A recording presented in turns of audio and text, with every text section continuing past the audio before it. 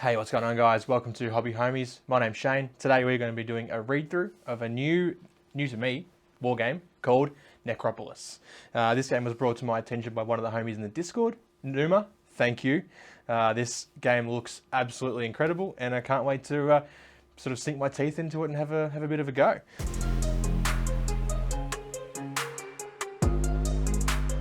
So, Necropolis, a narrative diorama skirmish game. The age of the living ended long ago, only the dead remain. Lichers chase the ambitions of eons past, revenants wage war over crumbling cities, and the broken undead flock to find meaning in the service of these dark lords.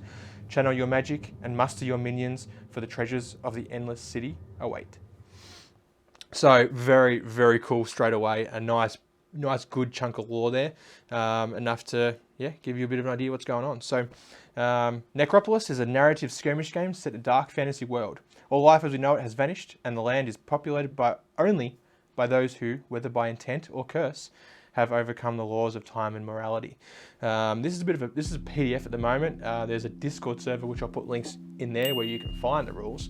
I'm definitely old school when it comes to paper, but today we're going to be just flicking through on this chunk thing tablet. So basically I'm just going to read through most of the book here, I feel like, and then maybe interject and talk about a few things that I'm very interested in. I've only sort of barely glanced through it, but it's already looking very, very good. So the game is played with only a handful of miniatures within a compact 16 by 16 play area. It's focused on quick play, brutal combat, and game-changing spells. Players will create gatherings of unique miniatures, set up a battlefield, and take turns activating miniatures and utilizing action points to roll 10-sided dice, cast spells, and achieve objectives in order to secure a victory. Gatherings will change from game to game via a system of ambitions, which are side quests you choose to pursue in-game, allowing your miniatures to become stronger, learn new magic, or suffer debilitating injuries or maladies.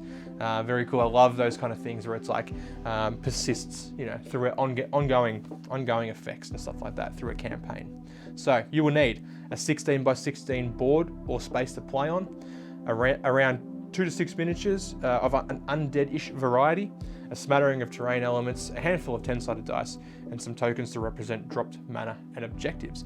So from what I've gathered, there's 3 different kinds of mana, blood, bone, and plasm, I think.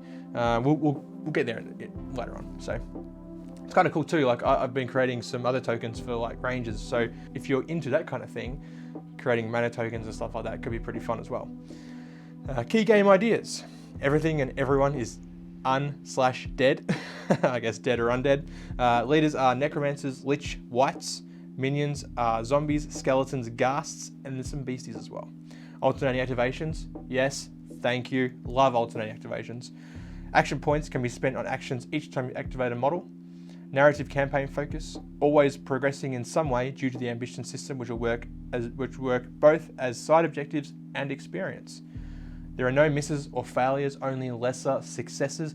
Again, that is such a cool idea. Love that. Love that. Mana-based spellcasting divided by blood, bone, plasm. All models have one of these keywords as well, and these will interact.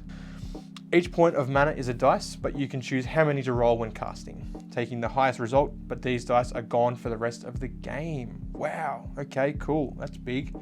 When a unit goes out of action, it leaves a mana token of its type, either blood, bone, or plasm, and these can be consumed to gain mana. Nice, so it's kind of like Diablo. When you slay an enemy, you can pick up the items or the orbs or the energy that's left behind. I like that. Small board size, 16 by 16, to encourage making mini dioramas to play on. Again, awesome. I've always been a fan of really well detailed boards, but they're generally, to be well detailed, they're static. They're not really modular, or there's no customizing available. So being able to make something 16 by 16, it's quite small, so you'll be able to make a bunch of these and have all sorts of different ones. And I mean, I'm sure there's modular options available as well. But yeah, that's cool. I like that. Co-op and solo scenarios baked into the campaign. Awesome. Love it. Base sizes are just suggestions. You do you. Rule of cool is always correct. Awesome. love that too. So there's an awesome map here. So there's already a fair bit of lore involved in here. I'll put this up here. Very cool. Very, very cool. The Endless City and surrounding lands. There's the lore. Do we read the lore? It's a page of lore. Let's do it. The age of the living ended long ago. Only the dead remain. The ensorcelled ruins of the Endless City just jut from the ashen remains of the world like bones from a dry lake bed. Here the undead gather, skeletal thralls, rotting acolytes, and wailing spirits, inheritors of this lifeless place. But the city is not without lords. Claimed progenitor of necromancy, with their Khan-born faithful dedicated to recover the knowledge of ages gone. The rotten goddess, not seen for centuries, holding a crumbling court of embalmers and flesh sewers. The doomed child, an unseen trickster commanding a swathe of treacherous ghasts. Against the mighty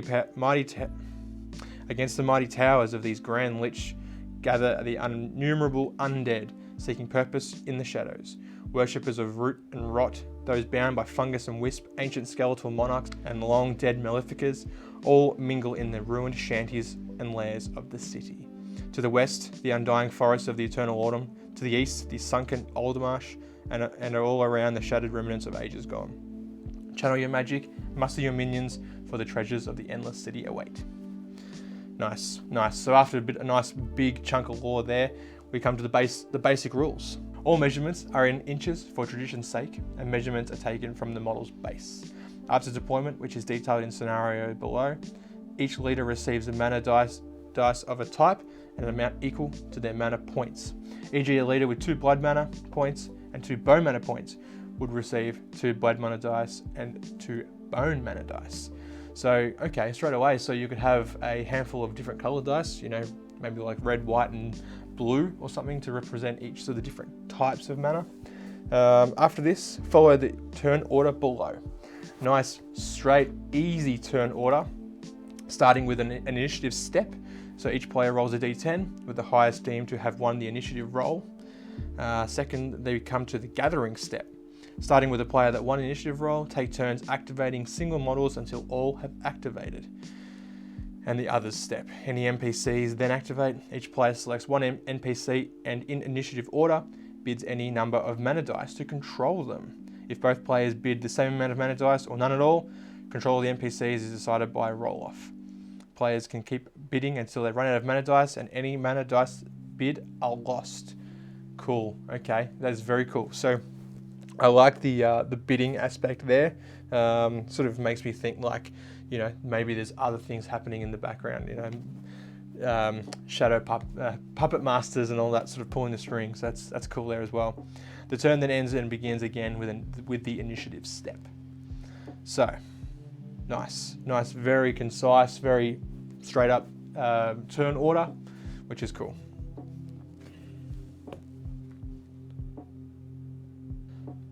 When a model activates, it can spend its action points, also known as AP, to perform actions. Each action has a cost outlined below. Spellcasting also has AP costs and is dealt with in a later section. So, but we move through our actions here, our basic actions, I guess you could call them. First is move, AP of 1.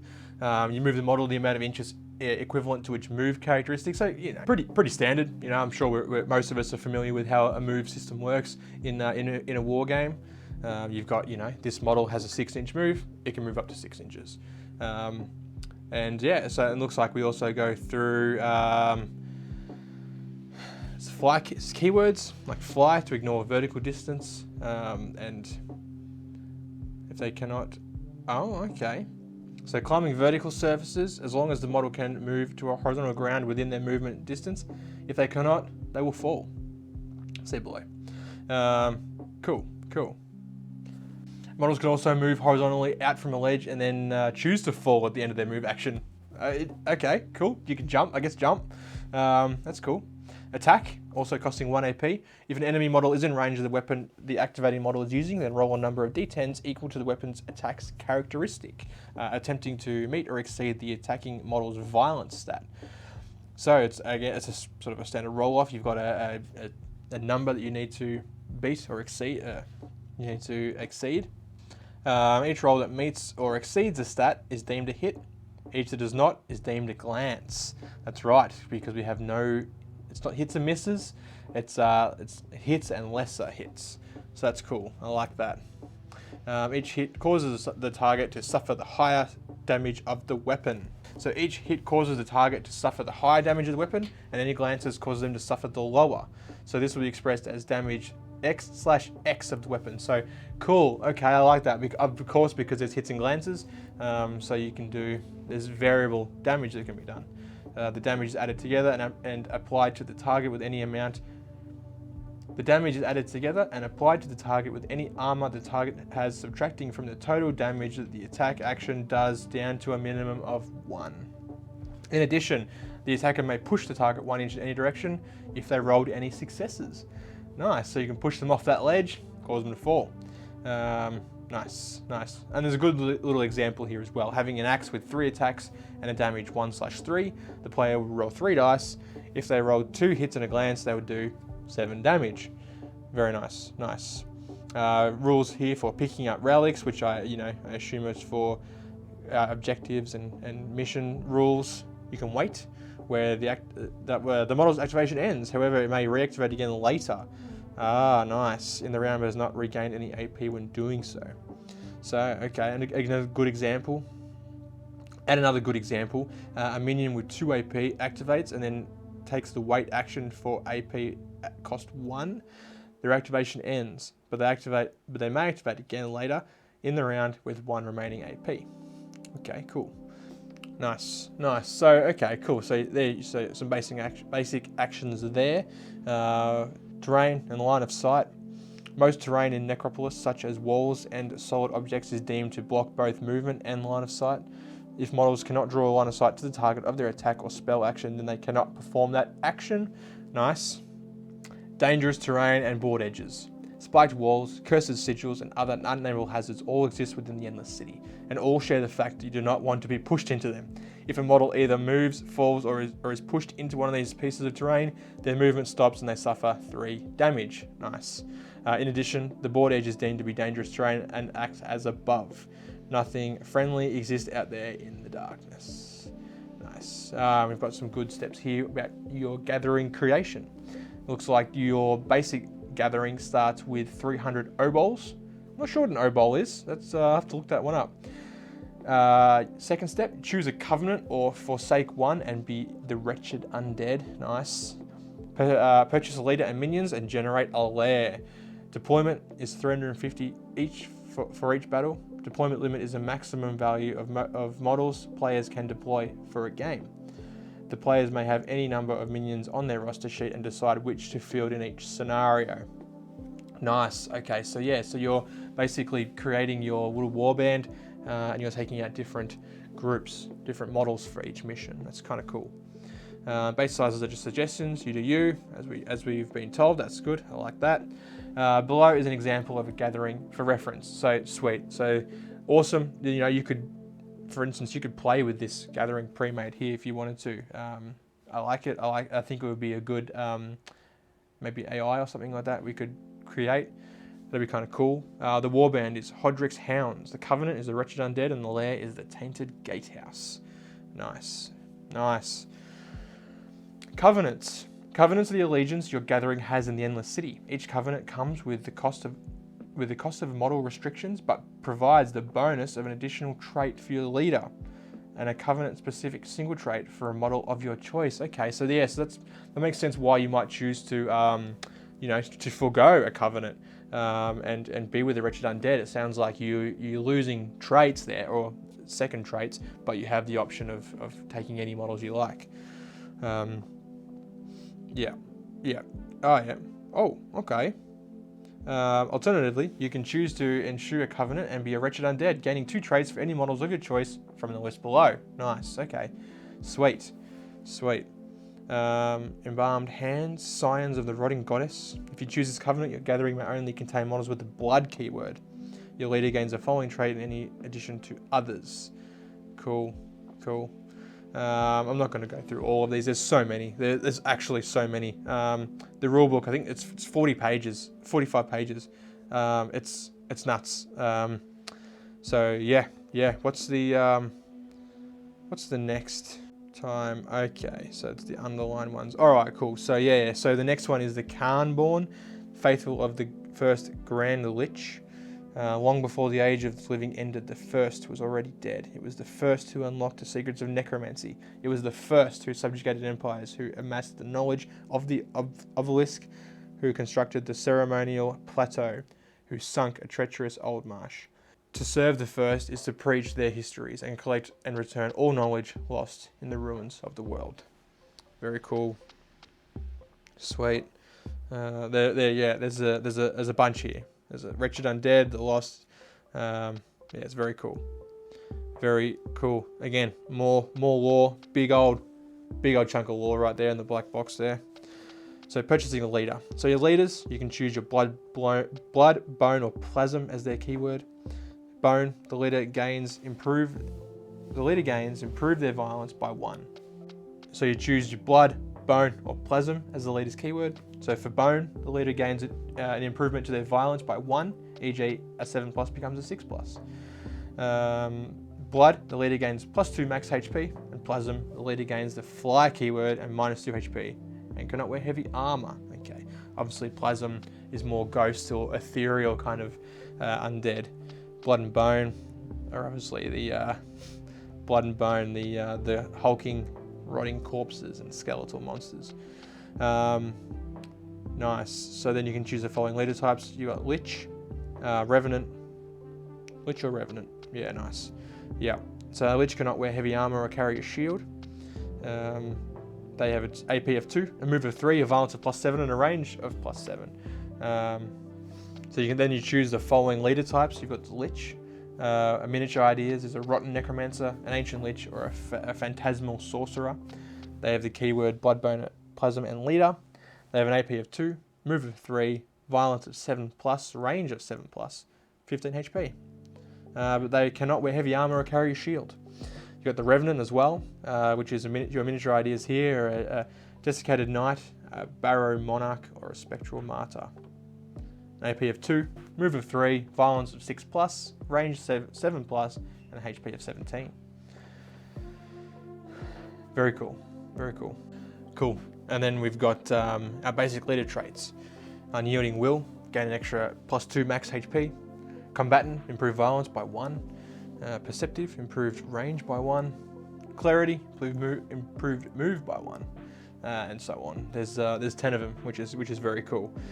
Then there's a table to create a name, which is again is another awesome thing with these kind of games, where you can really get attached to your models, to your leaders and stuff. So it's a D10 roll for first name section, first name alternative, title, and origin. That's very cool. I like that. Then we purchase our minions to fill out our warband, our gathering. Starting with corpse husks, miniature ideas, a preserved acolyte, a golem of blood, or a shambling horror. So it looks like these husks are sort of the base of the troop, and then you equip weapons and skills and spells and stuff to them later on. Skeletal husks, ghast husks, familiars, necromantic remnant, all these different minion husks have different stats, I guess, to sort of relate, what they are, which is very cool. Soul Link. If a familiar moves across or into base contact with a mana token, the gathering's leader receives an additional mana dice of the token's type. The token is then removed. Cool. Nice. I like that. Give us eyes. Any model in line of sight of the familiar is considered to be in line of sight. Any model in line of sight of the familiar is considered to also be in the leader's line of sight. Spell and weapon ranges are still measured from the leader themselves when making attack or spellcasting actions. That is cool. That's very cool. Small beasts, miniature ideas, the remains of a wolf, twisting massive bones, flying beast, a fell bat, a skeletal winged horror, or a large beast, a patchwork beast, a tide of 6 dozen skulls. That's very cool. And of course, gigantic horrors. Nice. We move on to the equipment. a whole bunch of different weapons, improvised one-handers, blades, axe, bludgeons, polearms, one-handed polearms and two-handed polearms, great weapons, dual-hand weapons, claws, fangs, and large claws.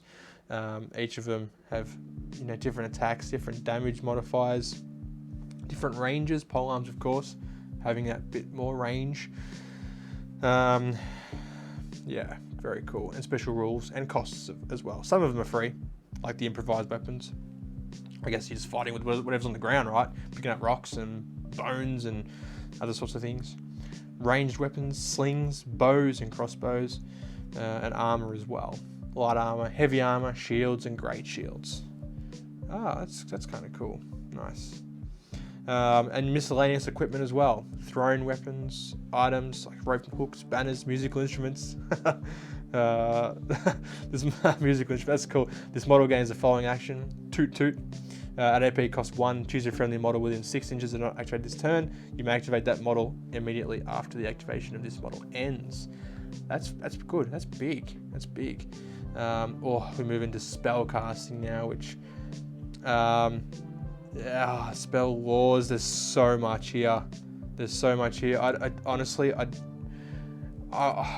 there's just so much. After deployment, which is detailed in scenario section below, each leader receives a mana dice of a type and amount equal to their mana points. Yes, we've learned that. That's good. Casting. Each spell has an AP cost, usually 1, and a channel value. When using an action to spellcast, you may roll any amount of mana dice that you have and take the highest result. If no result is higher than the channeling value, you will use the left side numbers of any slash in the spell description.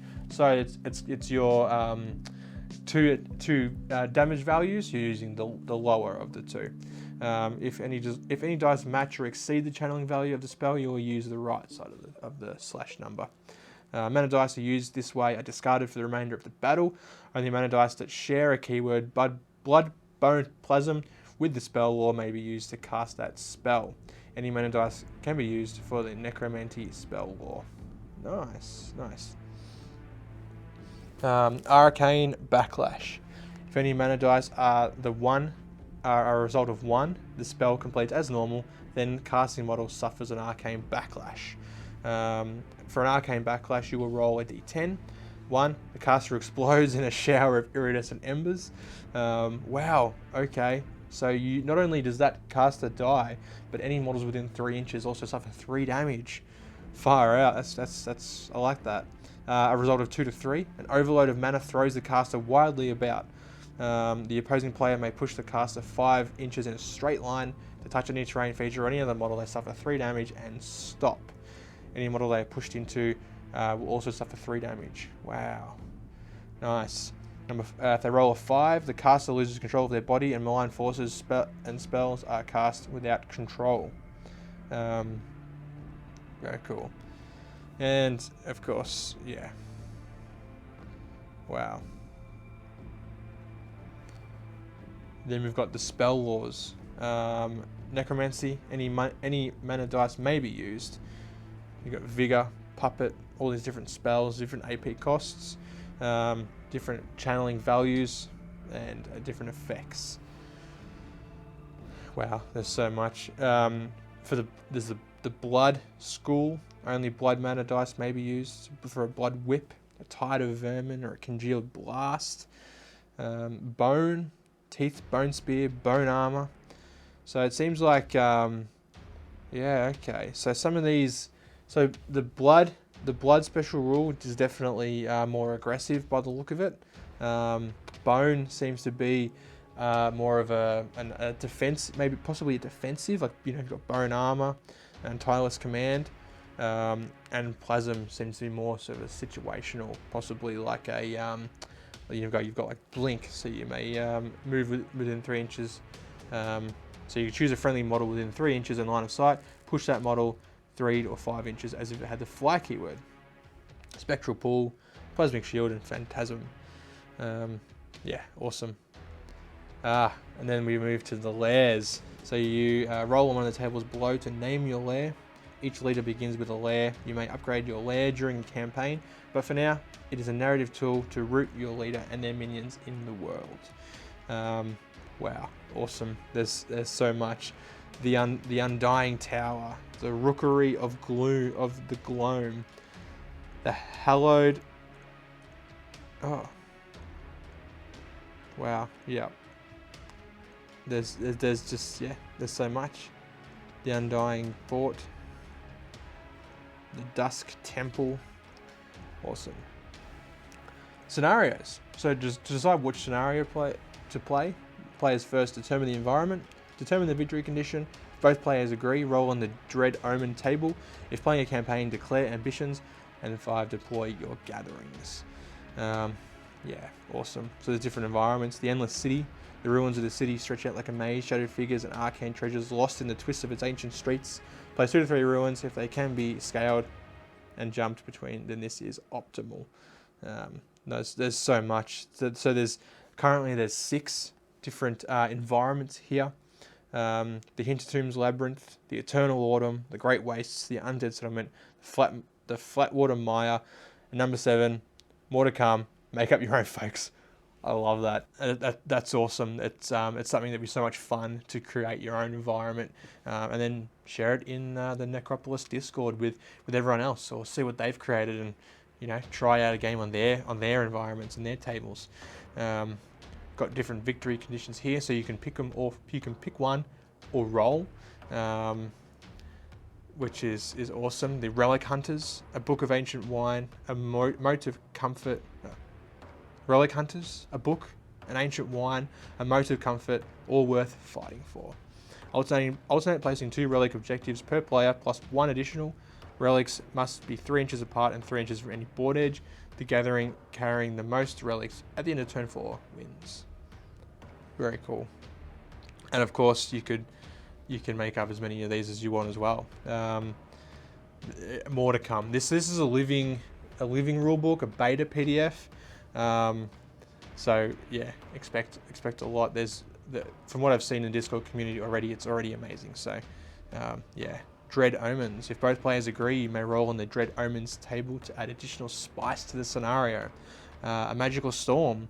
The battlefield is whipped by a terrifying gale, bringing swirling debris and magical thunder to bear on the gathering as they try to take over. Nice. We move on to ambitions. Ambitions are your leader's long-term goals. Only the ambitions are capable of escaping death in the first place, and this drive is not diminished as the centuries roll. Ambitions are goals you pursue in addition to the victory conditions of the scenario. These are the principal ways to develop your warband over time. Each time you meet the conditions of the ambition check the box on your gathering sheet. Once the goal number is reached, you receive the reward in the after battle sequence detailed in the campaign section below. Awesome. Nice. Campaign. The after battle sequence. So first you roll off reconstitution maladies if the leader was taken out of action. Receive victory rewards. Score ambitions and receive any rewards. Visit the bazaar. Roll a new scenario. A bazaar. Okay. That's very cool. Different victory rewards, different reconstitution maladies. When your leader has been taken out of action in a battle, roll the following table and apply the result to them. Frail Reformation, -1 max HP. Cursed Form, your opponent chooses either your move, violent or range, and reduces it by 1. Incomplete Form, choose move, violent or range, and reduces it by 1. And Perfect Reconstitution, +1 max HP. Nice. Victory rewards, Minor Treasures. You can receive a Blade Oil, which is a free action. You discard, then +1 to violence rolls for the rest of this model's activation. Very cool. Nice. And then different ambitions, a bunch of ambitions in here. As we go through, move to the Bazaar. In the shadow of one of the many towers of powerful liches that dot the ruins of the Endless City, small settlements of lesser necromancers and undead are to be found. Some ply a trade in buying and selling services of goods, their ambitions diminished, or just taking a well-earned break of a few centuries. Each player may resolve each of the locations below. The markets, Soulbinder, Tomb Robber, Wayfinders, Pack Beasts and Seers, Alchemy Workshop. Sellswords. There's so much. It's so good. The Alchemy Workshop, for instance, you've got different items. Thunderclap. Effect. Make a range attack action, which is range 6. Attacks 1, damage 1/5. Additionally, every model within 3 inches of the target suffers 1 damage. Nice, good splash attack there. Different potions, mana bottle, free action, discard to gain a mana dice of any type. All these things have costs. The O-Balls, mana bottle is 10. You know, for a little one-use thing to get an extra mana dice, that's pretty good. The Blightblade, Beast Hunter, 30 O-Balls to add to roster, 20 O-Balls to deploy in a scenario. Nice. So you've got, you've got, what would you call them? Mercenaries, I guess. Someone that you can hire. Contractors. That's cool. Clad in armor of spikes and rings designed to break the claws of beasts and horrors. This hunter wields a boar spear dripping with the blighted alchemical concoctions of their dark trade to destroy the stray undead beasts that plague the endless city's dark corners. So you choose the keywords: blood, bone, or sellsword. 2 AP, 3 moves, plus 6 plus violence, 6 up ranged, and 10 HP, with a blighted spear as its melee weapon. Oh, cool. Very cool. So there's a bunch of sellswords and mercenaries that you can hire as well for your missions. And there's some work in progress rules here. The Labyrinth, which is solo and co-op play. The following is largely a work in progress, and I welcome any feedback from the playthroughs you do. That's what makes these games amazing. Is you've got, you know, a whole network of people playtesting the game, finding things, and it's basically, you know, trying to debug these kind of games. And the fact that you can pick up something like this in their Discord, for free. And you know, and have a good afternoon or a good evening playing this kind of game is so awesome. There's more narrative missions. First chamber, a rotten den. There's so much. The last 5 pages are the narrative sort of campaign there. So that's awesome. Yeah. So that's Necropolis. Like I said, the rules are available in the Necropolis Discord, which I'll put a link to in the description of the video. It's free. Have a look, check it out. Have a gaze through the rules. There's so much that I had to just keep on skipping through. Otherwise, we'd be here for hours reading everything. For a game that's sort of in the state it is now, there's so much there. There's so much depth. And the Discord is absolutely popping off. Everyone is up to something, whether they're building tables, creating their warbands, or playing missions. It's really, really awesome to see. So I'll be getting stuck into it. I think you might be able to follow me on the channel here, creating a little warband and a board. Definitely going to start with the board, I think. As far as my warband goes, there's so many different ideas that are running through my mind at the moment. I just don't really know where to start. I feel like I really want to use some of the skeletons that I've got. I've got some Wargames Atlantic skeletons. So I might be able to arm those up and maybe kit bash and create some kind of awesome gathering there. That'd be sweet. So yeah, hope you guys have enjoyed. As always, a massive thank you to our patrons. Without you guys, videos like this would be nearly impossible to do. Yeah, for as little as $2 a month, you can just sign up and join the Patreon and get early access to videos like this, and some other cool rewards as well, like your name right here. Thank you guys so much for watching. Make sure you check out hobbyhomies.com for links to all the stuff, and I'll see you on the next one. Over.